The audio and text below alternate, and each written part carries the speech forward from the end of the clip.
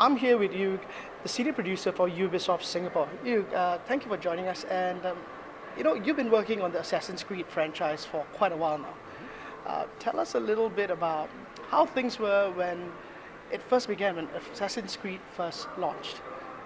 Right, so it's a long story. We are celebrating 10 years, and thanks very much for being so passionate still today. The story of Assassin's Creed was, its birth came from Prince of Persia.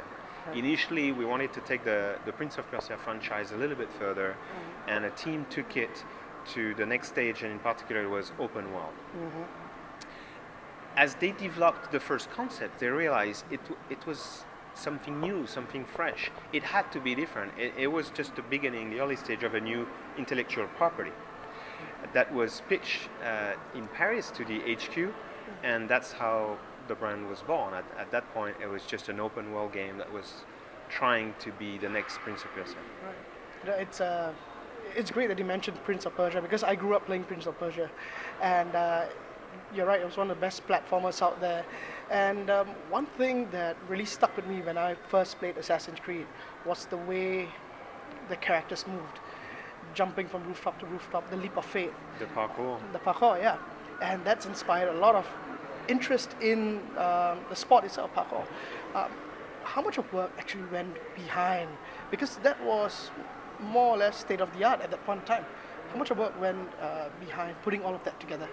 It definitely was, and Ubisoft is a great company in the sense that it gives us a lot of creative freedom. And creative people often think design and art. Creative also means technology. And the animation system that came in with the first Assassin's Creed and sequentially the others, it's a combination of what we call TDG, which is a mix of tech, art, and design. And that allows the main character to climb everywhere, to move very fluidly, and to be able to do combat moves as well as parkour moves all at the same time in a very fluid manner. Right. And speaking of design and talent in design, Ubisoft now has got a footprint in Asia. What do you think about the talent that's coming out from Asia in terms of production and design work? We are always very impressed by the students or the newcomers that join Ubisoft Singapore. We have a studio at Ubisoft Chengdu. We are just starting Ubisoft Philippines. And we have fantastic candidates, and our recruitment pipe is full, and it's more a question of, wow, which one do we pick? We have great concept artists, great animators, and so on. The question is more the experience, because most of them have not necessarily worked with real-time engine because they don't come from the game industry. They can come from the movie industry or from some diverse design, advertising backgrounds. And so it's more bringing them to our industry, giving them the time to adapt, to work together, and then we work a lot in collaboration, in particular with Montreal and Canadian studios. Right. So it's getting used to collaborating with big teams, with diverse cultures. And that's what gives us that edge and I think a competitive advantage. Once we succeed in all these different areas, we're becoming much more powerful and much more of a development force. Right. And so you've got an office in Singapore, and Singapore's not exactly known to be, or at least it wasn't very much, to be an arts hub.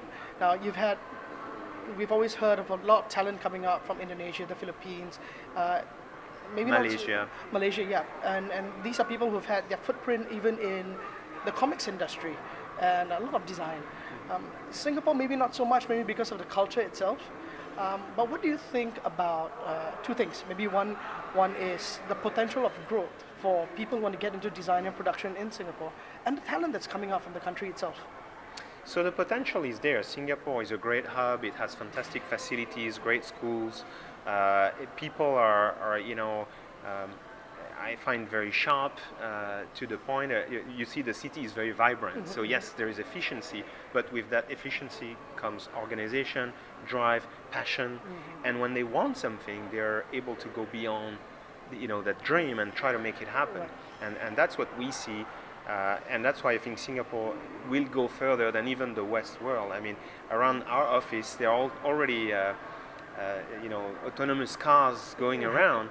In Europe, I don't think it will be allowed in the next 50 years. So that drive to go faster than everybody else is really helping. Well, it was. Thank you very much for this interview. It's great meeting you.